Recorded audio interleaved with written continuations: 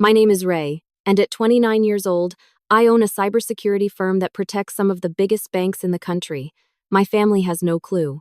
As far as they know, I sit in a cubicle somewhere in Chicago doing something with passwords. So when I drove 5 hours back to Cedar Falls, Iowa, for Thanksgiving this year, I expected the usual: my mother fussing over my younger brother Colton's latest adventure, my father nodding along, and me blending into the wallpaper like I always have. What I did not expect was my mother greeting me at the door with an apologetic smile and the words, "Sweetheart, we need to talk about Thanksgiving dinner. We are scaling it back this year. Colton needs the money for his film school application in Los Angeles." She said it like she was telling me the weather. I stood on the porch holding a pumpkin pie I had baked from scratch, and I felt that old familiar ache settle behind my ribs. 2 days later, as we sat around the dinner table eating a meal I mostly cooked myself, my phone buzzed. My operations director, Priya, had sent an emergency text. What happened next blew the roof off every secret I had been keeping for 7 years. But I will get to that. Before I continue, let me know where you are watching from, and if you have ever felt like the invisible one in your own family, hit that like and subscribe button. I promise this story is worth staying for. Growing up in Cedar Falls was like living inside a snow globe, pretty, predictable, and small enough that everyone knew your business. Our house sat on Birch Lane, a 2-story colonial with green shutters and a backyard maple tree that turned golden every October. My father, Gene, was a high school football coach. Friday nights under the stadium lights were his religion.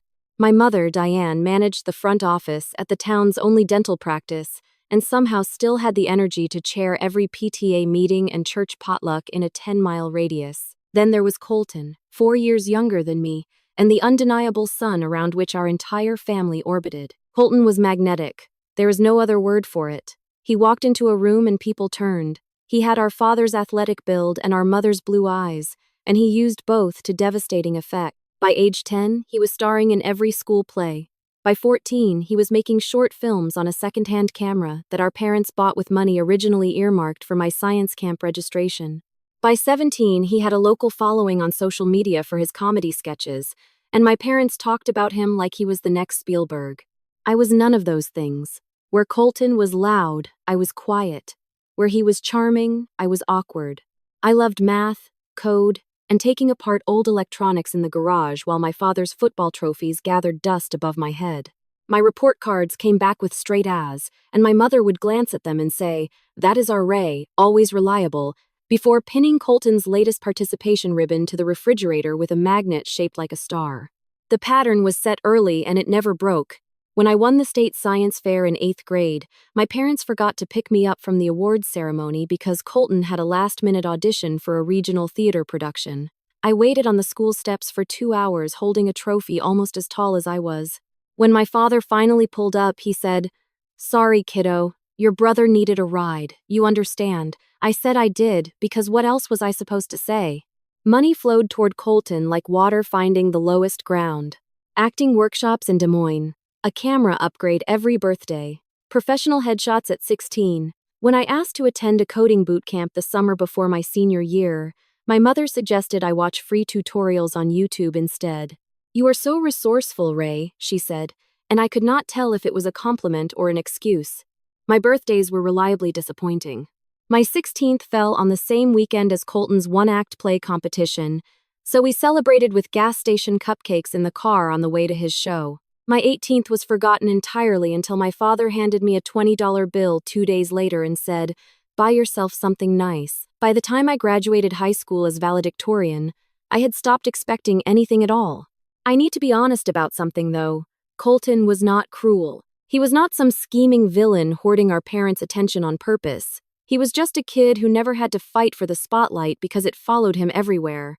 Sometimes, late at night when the house was quiet, he would knock on my bedroom door and ask me to help him with his algebra homework, and for those small moments we were just brother and sister, normal and close. But those moments were islands in an ocean of imbalance, and they got smaller every year. My mother, Diane, was the architect of our household priorities, and she genuinely believed she was being fair. In her mind, Colton needed more support because his path was uncertain and creative, while mine was stable and logical. She once told her book club, within earshot, "Ray will land on her feet no matter what." Colton is the one we worry about. She meant it as praise. It did not feel like praise. My father, Gene, was simpler. He loved us both but understood Colton better.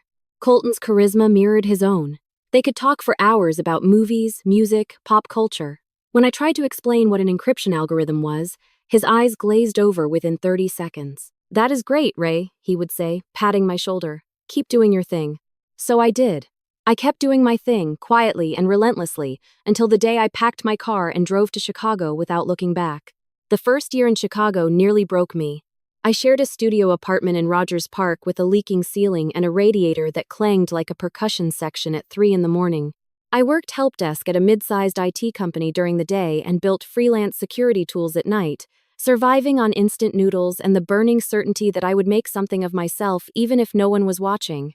During those early years, I called home every Sunday. The script never changed. My mother would give me a 15-minute play-by-play of Colton's latest creative project, a short film submission here, a screenplay workshop there, then ask me a single question about my life. Usually, still doing the computer thing? I would say yes, she would say she was proud of me, and we would hang up. I never corrected their assumptions. Something stubborn in me wanted them to care enough to ask. At 24, I spotted a vulnerability in a financial platform that could have exposed millions of customer records. Instead of just reporting it, I built a patch and presented a full security overhaul to the company's executives. They were stunned. Within months, I was consulting for 3 major banks. By 25, I had founded Ironvale Security with nothing but my savings, a business plan written on coffee-stained napkins, and a fierce refusal to be overlooked ever again. Ironvale grew fast. Our team developed proprietary threat detection systems that outperformed competitors twice our size. We landed contracts with financial institutions, hospital networks, and 2 federal agencies. The breakthrough came when a prominent venture capital firm invested $12 million after we stopped a coordinated cyber attack on a regional banking network in real time. That story made national news, though my name stayed behind the scenes just the way I wanted it. By 28, I had 90 employees, a corner office on the 40th floor of a Michigan Avenue high-rise, and a 2-bedroom condo in Lincoln Park with floor-to-ceiling windows overlooking the lake. I also had Priya Kapoor, my operations director, who ran my professional life with military precision and my personal life with the gentle concern of an older sister I never had. Priya was the only person who knew the full truth about my family.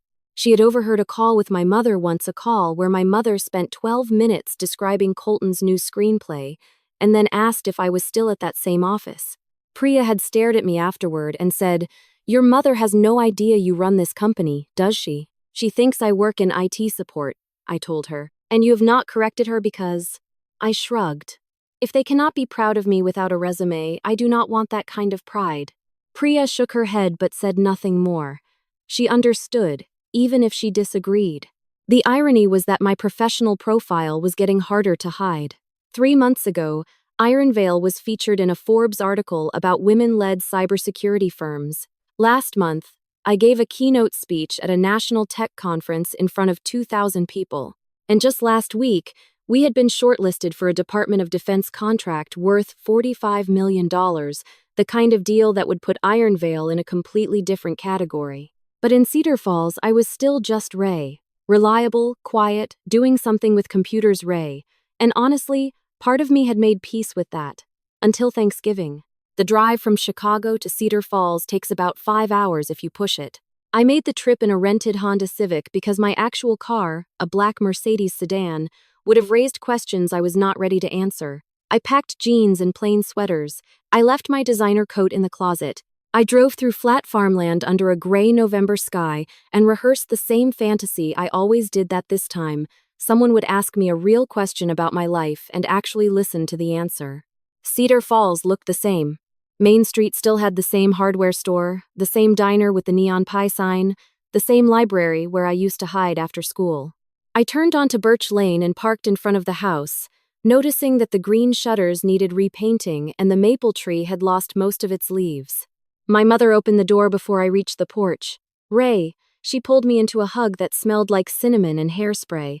"Let me see you. Chicago is keeping you fed, at least." My father appeared behind her, silver-haired now, a little thicker around the middle, wearing his faded Iowa Hawkeyes sweatshirt. "There she is," he said, squeezing my shoulder. "How was the drive?" "Long," I said, stepping inside. The house was warm and cluttered. Family photos lined the hallway. Colton in his high school play, Colton at film camp, Colton with his first camera.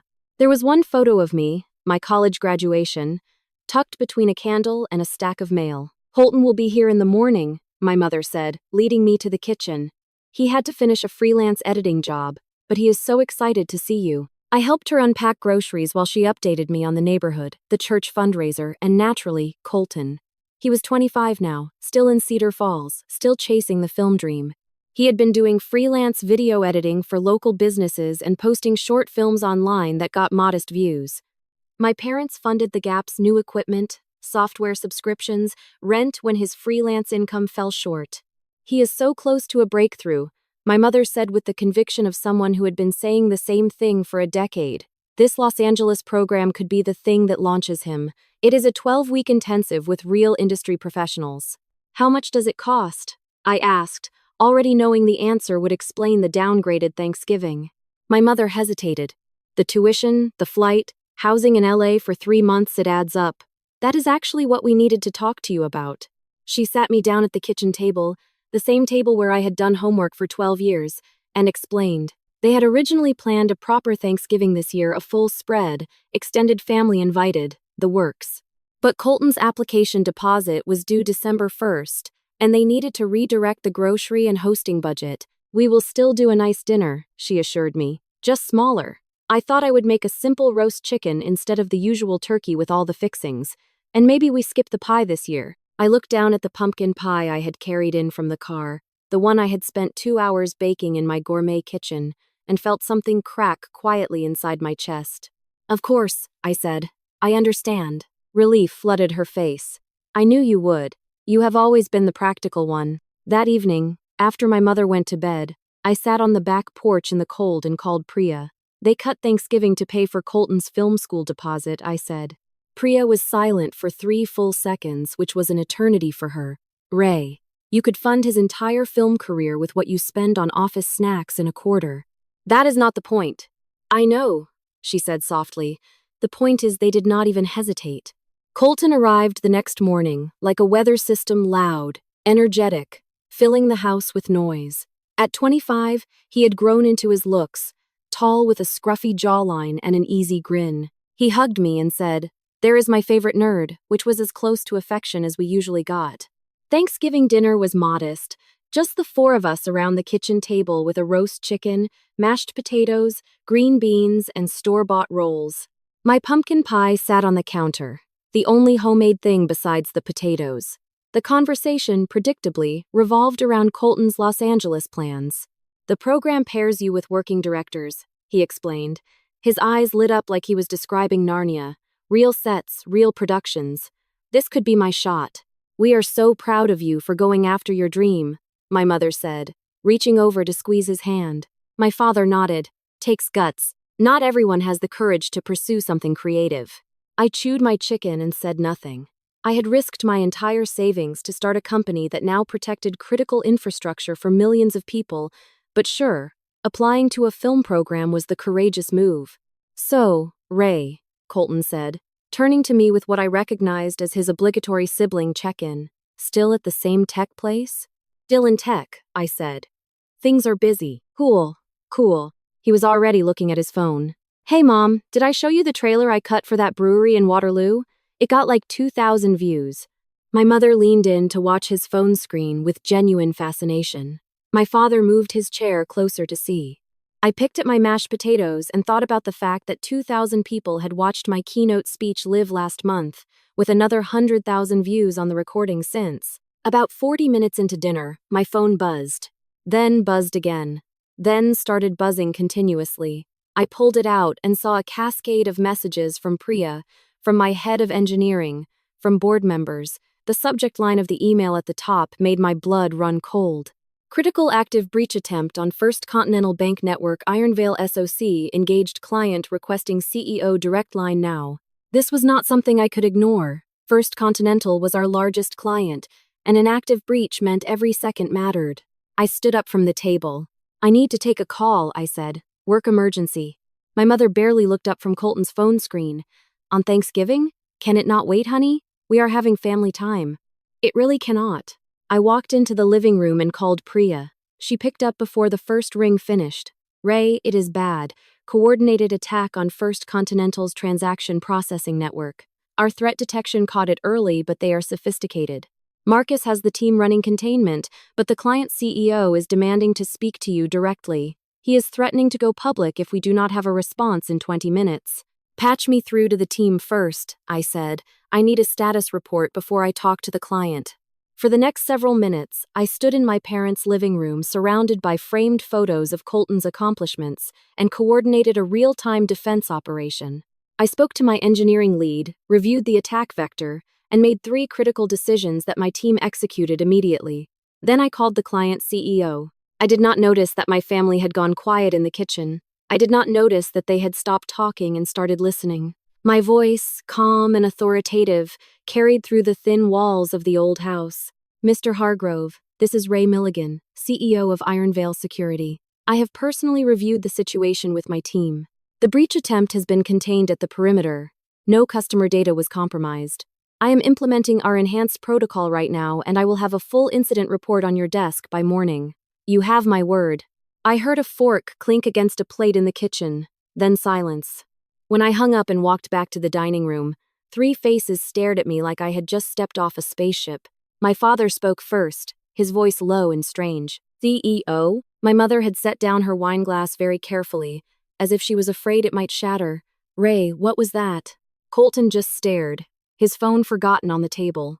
I looked at them, my father's confusion, my mother's wide eyes, my brother's open mouth, and I realized the wall I had built between my 2 lives had just collapsed, and I had not even been the one to push it. "There is something I have not told you about my job," I said. I sat back down, took a breath, and told them. All of it. I told them about quitting my help desk job and building Ironvale from nothing, about the sleepless years, the ramen dinners, the apartment with the leaking ceiling, about the first contract that changed everything, the venture capital investment, the 90 employees who depended on me, about the Forbes feature, the keynote speeches, the government contracts. My mother's hand was over her mouth. My father had pushed his plate away. Colton leaned back in his chair like the wind had been knocked out of him. "Why did you never tell us?" my mother whispered. There it was. The question I had been dreading and craving in equal measure. "Because you never asked," I said, and I kept my voice steady even though my throat burned. For 7 years, every phone call has been about Colton's latest project. Every visit home, the conversation revolves around his dreams. "You've never once asked me the name of my company. You have never Googled me.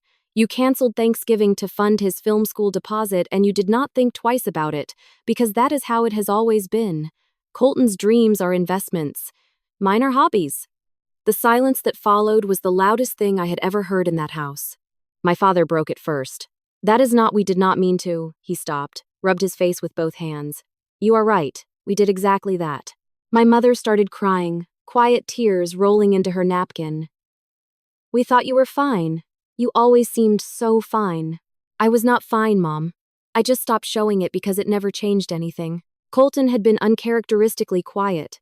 When he finally spoke, there was an edge to his voice. "So what? You came home to make us feel guilty? You could have told us at any point.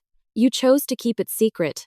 And you chose to never wonder why your older sister, supposedly earning an entry-level salary, somehow managed to send Mom and Dad a $10,000 check last Christmas labeled as a work bonus," said.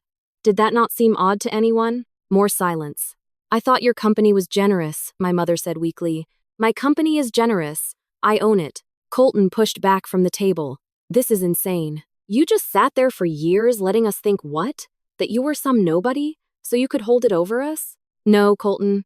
I sat there for years hoping someone would see me without a business card. That landed. I watched it land." His jaw tightened and he looked away.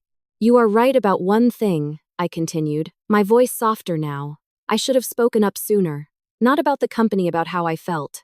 I let the silence grow because it was safer than being dismissed again. That is on me." My father stood and walked to the window. He stood there for a long moment, staring at the dark backyard. I used to tell myself you did not need us the way Colton did, he said without turning around. But the truth is, I just understood him better. He is loud and obvious. You were always working on things I could not comprehend, and instead of trying to learn, I just assumed you had it handled. I did have it handled, I said. That does not mean I did not want you to care. I do care, he said, turning around with red-rimmed eyes. I have always cared, Ray. I just did a terrible job of showing it. My mother reached across the table and took my hand. We took you for granted. We took your strength as permission to ignore you. I am so sorry. Those words, 7 years overdue, cracked something open in me that I thought I had permanently sealed shut. I squeezed her hand and nodded because I could not speak. Colton stood by the doorway, arms crossed, working through something internally. Finally, he said, I did not know, Ray. I swear I did not know how much of the family resources went to me. I just thought that was normal. It was normal for us, I said. That was the problem. He walked over and, in a move that surprised us both, hugged me. Not a side hug, not a performative squeeze, but a real embrace. I am sorry, he said quietly. And I am not just saying that because you are apparently some kind of secret tech mogul. I laughed despite myself.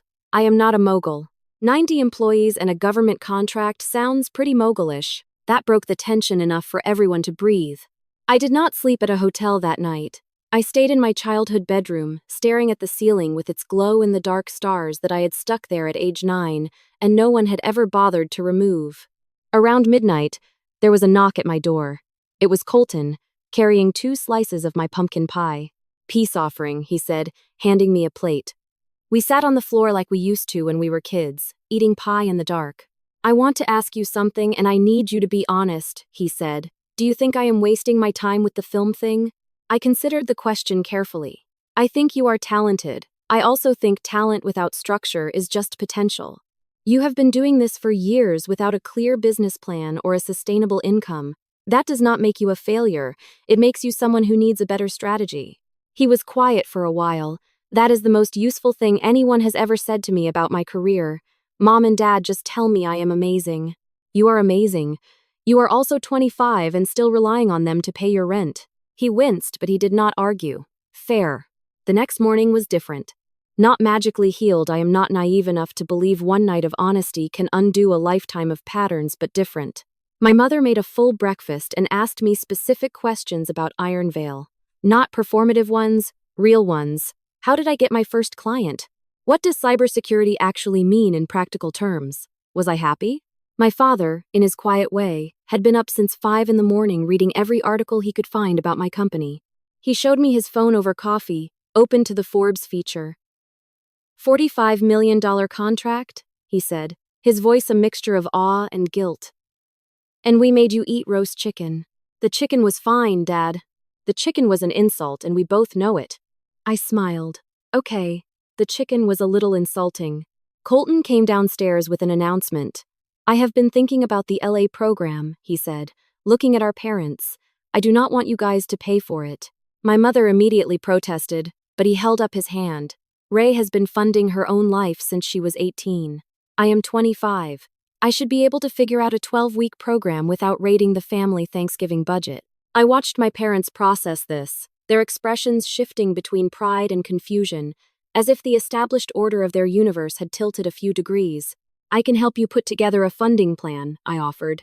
Grants, freelance pipeline, maybe a small portfolio of commercial work to show the program what you can do. No handouts, just strategy. Colton nodded slowly. I would actually really appreciate that. 2 weeks later, Priya and I were reviewing the Department of Defense contract paperwork when she looked up from her laptop and said, Your brother applied for a freelance videographer position with the Chicago Tourism Board. Did you know? He mentioned it. He listed you as a professional reference. I stared at her. He did? Priya smiled. He also apparently told the hiring manager that his sister is, and I quote, one of the most disciplined and strategic people I have ever met. Coming from the golden child, that is not nothing. It was not nothing. It was, in fact, everything. Over the following months, the changes were small but real. My mother called me on Wednesdays, now my day, separate from any Colton updates. She asked about my team, my projects, my health. She still talked about Colton because he was still her son and she was still a mother, but the ratio had shifted. I was no longer a footnote. My father started texting me articles about cybersecurity. Most of them were basic enough to make Priya laugh, but the effort behind each one was unmistakable. He was trying to enter my world the way he had always lived in Colton's. Colton got the Chicago Tourism Board gig. He called me, not our parents, first. I got it, Ray. On my own merit. The pride in his voice was different from anything I had heard from him before, harder, more earned. At Christmas, I invited my entire family to Chicago. Not to flaunt my success, but to share it. I watched my father walk through my office, stopping at every workstation to ask my employees what they did. I watched my mother tear up when she saw my name on the building directory. I watched Colton stand at my office window, looking out over the Chicago skyline, quiet for once. "You built all this," he said. It was not a question. "From a leaking apartment in Rogers Park," I confirmed. "I cannot decide if that is inspiring or annoying." "Probably both," he grinned. "Definitely both." On Christmas Eve, we sat around my dining table, a table large enough for the family I had not allowed myself to hope for, and my father raised his glass. "To Ray," he said. "Not for the company, not for the success. For being strong enough to tell us the truth, and generous enough to give us a second chance." My mother added, "And for the pumpkin pie. I should have noticed it was homemade." "It was really good pie," Colton agreed. I had 2 slices at midnight and felt zero guilt. I looked at their faces, older and newly familiar, and felt something I had not felt in that family in a very long time, not invisible, not the responsible one, not the afterthought, just Ray, finally seen. Healing is not a straight line. There are still moments when old patterns surface, when my mother's voice pitches up an octave talking about Colton's latest project, when my father's eyes glaze during a technical explanation, when I catch myself downplaying an achievement out of habit. But now someone always notices, someone always corrects, and that makes all the difference. Last Thanksgiving, exactly 1 year after the roast chicken incident, we did it right. Full turkey, all the fixings, extended family, the works. My mother made her famous cornbread stuffing. Colton brought a film he had made about Cedar Falls, a short documentary about small-town resilience that was, honestly, beautiful. My father gave a toast that made everyone cry. And I brought 2 pumpkin pies this time, because one is never enough when people are actually paying attention. After dinner, Colton found me on the back porch. "Can I tell you something weird?" he said. "Always. I think I spent most of my life being seen, and I never realized how lonely that is when the people seeing you are only seeing what they want. You spent most of your life being invisible, and you built something real in that invisibility. I am not sure which one of us had it harder, but I know which one of us came out stronger. We both came out okay, Colton." "Yeah," he said, "but you came out a mogul." "I am not a mogul. 93 employees now, right?" 97. "Mogul." I shoved his shoulder. He shoved mine back. And there, on the porch of the house where I had once been an afterthought, I felt something I had chased across 500 miles and 7 silent years. Home. Not the house, not the town. The feeling of finally, fully belonging. If you have ever hidden your worth because the people closest to you could not see it, I want you to know the reveal does not have to be dramatic. Sometimes it is a phone call at the wrong moment. Sometimes it is a quiet conversation over midnight pie. But it starts with deciding you deserve to be seen and having the courage to stand in that truth even when it shakes everything. Thank you for listening to my story. If it moved you, drop a comment below. Tell me, have you ever had to reveal a part of yourself that your family never knew about? I would love to hear your experience. And if you want more stories like this, hit subscribe and the notification bell so you do not miss what is coming next. Trust me, you will want to be here.